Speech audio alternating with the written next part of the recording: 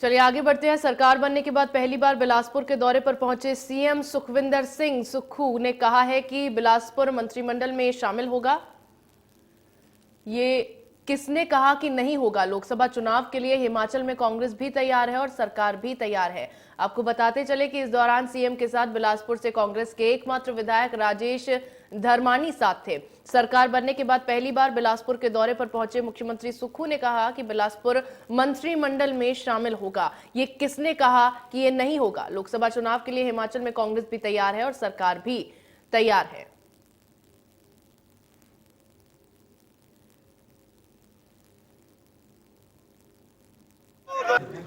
Congress party ने विधानसभा में राष्ट्रीय आपदा और स्पेशल रिलीफ पैकेज घोषित करने के लिए एक प्रस्ताव लाया। प्रस्ताव का मतलब होता है कि अनुरोध करना होता है केंद्र सरकार से कि हम इस आपदा के समय दलगत राजनीति से ऊपर उठकर एकजुटता से हम हिमाचल की जनता के साथ खड़े हैं। भारतीय जनता पार्टी ने हिमाचल की जनता के साथ ना खड़ा होकर राजनीतिक रोटियां सेकी और प्रस्ताव का समर्थन नहीं किया। ना हमें राष्ट्रीय आपदा घोषित किया गया और ना ही कोई स्पेशल रिलीफ पैकेज की अब हमें आशा है।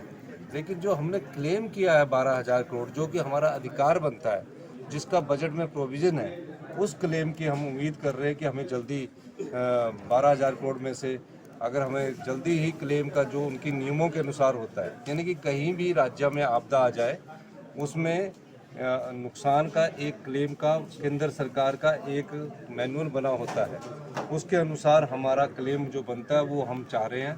अगर वो स्पेशल रिलीफ पैकेज घोषित कर देते तो हिमाचल की आर्थिकी जो तंगी के दौर से गुजर रहा है उससे हम आपदा राहत परिवारों को और भी राहत पहुंचाते। लेकिन इस संकट की घड़ी में खासकर मैं हिमाचल के लोगों का, प्यारे बच्चों का, पेंशनर्स का, सरकारी कर्मचारी अधिकारियों का बहुत बहुत धन्यवाद करना चाहूँगा, राजनीतिक के जगत के लोगों का, कि आपदा की राहत की इस समय में सारे लोग कंधे से कंधा मिलाकर हिमाचल की जनता सरकार के साथ खड़े।